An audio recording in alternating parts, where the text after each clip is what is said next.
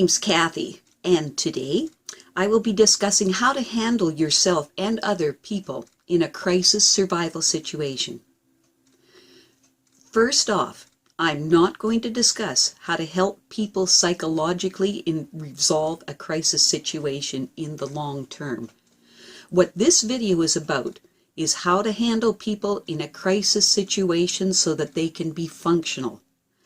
The psychological healing process can take place at a later date when the dust is settled from the crisis survival situation. This is about immediacy. Now, when a crisis survival situation has occurred, it is an extreme shock to your whole system, and there are several ways that people process this kind of a thing. Now, some people will be functional and others won't. This video is about getting everyone as functional as possible. First off, you need to recognize the most common reactions that people have to a traumatic event. First and foremost is fear of the unknown, and people process this in different ways. At first, people begin to recognize that there is a threat. Next, people discover that the stress and trauma of the event cannot be dealt with using their tried and true coping skills. Basically, the traumatic event is outside of anything that they have ever experienced before. Because of this, people begin to experience intense fear, confusion, and extreme stress.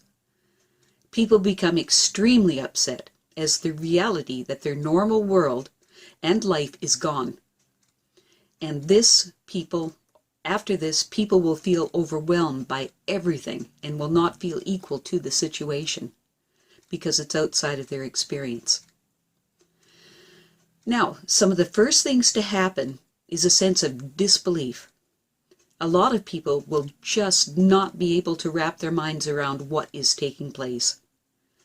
The next common reaction is an emotional numbing to what is going on. People may be in a kind of a stupor and can't function in appropriate manners. Next can come nightmares and other sleep disturbances. Then anger, moodiness, and irritability as people attempt to stabilize. People may also become very forgetful. The first thing to do is to get yourself under control. Now, how you do this is to live in the moment. You don't think about the past and you don't think about the future. None of the, oh, I wonder what's going to happen if. You handle each moment of your life as it occurs and keep yourself in this mode. Now, being in the moment does not mean that you're unaware of the consequences of things. All it means is that you do not have a prejudgment about anything. What this does for you is that it stops you from panicking over what could happen and keeps you focused on what is actually happening right now. You have to be able to read the new reality rapidly and focus on solving the problems that are happening right now, and then take practical action. You need to be able to adapt quickly to changing circumstances around you and to feel confident in your ability to do so. And you need to keep your emotions under control. You can't be lost in anxiety. You have to pull yourself together and focus on the present moment and handle the events right in front of you. You cannot agonize about the consequences of a decision. Keep yourself focused on the present moment and handle events from this position. I call this going into computer survival mode. You've become cold and clinical by shutting your emotions off, and you need to do it at this point. When in a survival mode, you have to release the emphasis you place on your material possessions, such as fine china or a lovely sofa or your great-aunt Matilda's lace tablecloth, your house and things of this nature, because if you are focused on these material goods, you will become unhinged if there are threats to their loss. You have to move into the headspace that material goods are for your survival, and they mean nothing else. Is that sofa going to help you to survive? Is that fine dinner plate going to help you survive? Is your great Aunt Matilda's lace tablecloth going to help you survive?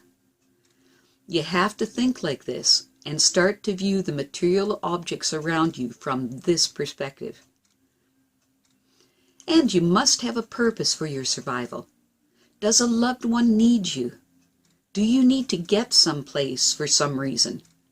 Find your purpose for surviving and focus on this and keep living in the moment. The people that will handle a crisis situation the best are the ones that have been through personal hells in their lives and have been forced to handle themselves in difficult situations through the years.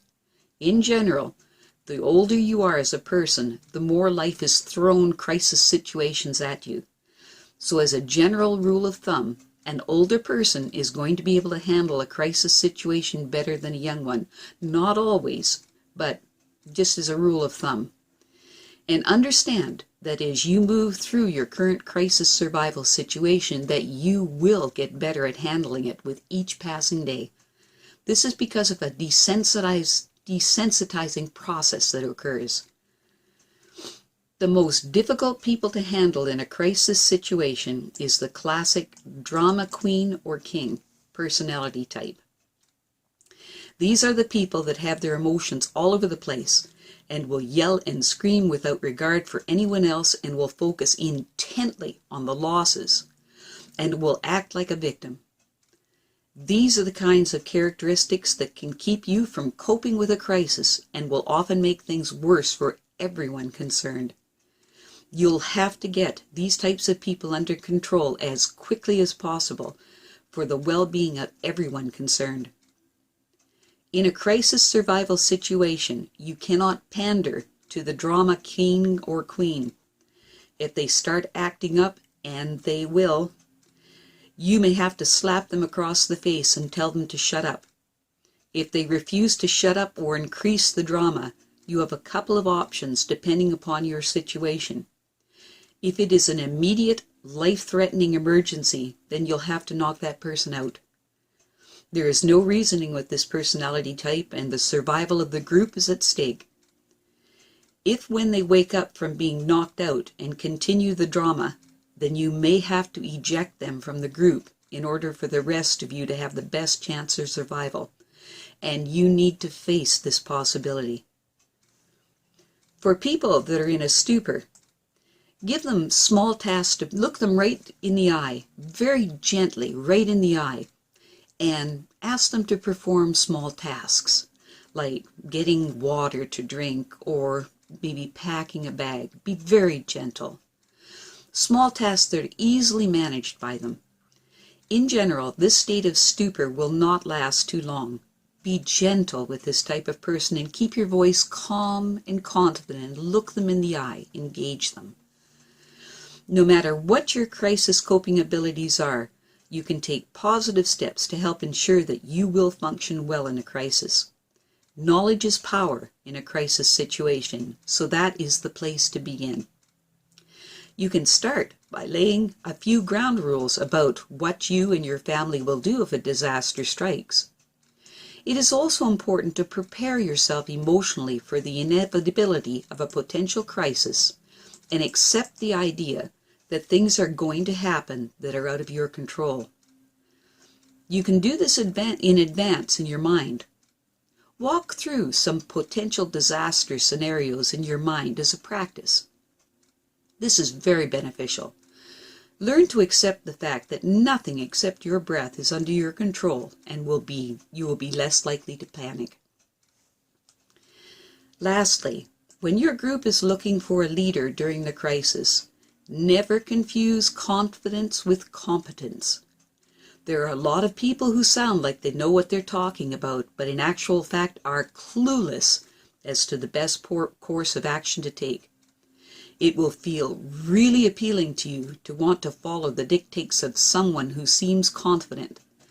The crisis situation will make you feel as vulnerable as a young child, and a confident other will feel like a parent and will feel somewhat safe in an incredibly unsafe situation. As a result, the tendency will be strong to just follow them. You have to use common sense here and be flexible and ready to change course in an instant. Keep staying in the moment and never be afraid to question the plan or the planner. Well, that's it for now. To stay up to date with my latest videos, make sure to subscribe to this free YouTube channel by clicking the red subscribe button right below this video. Take care.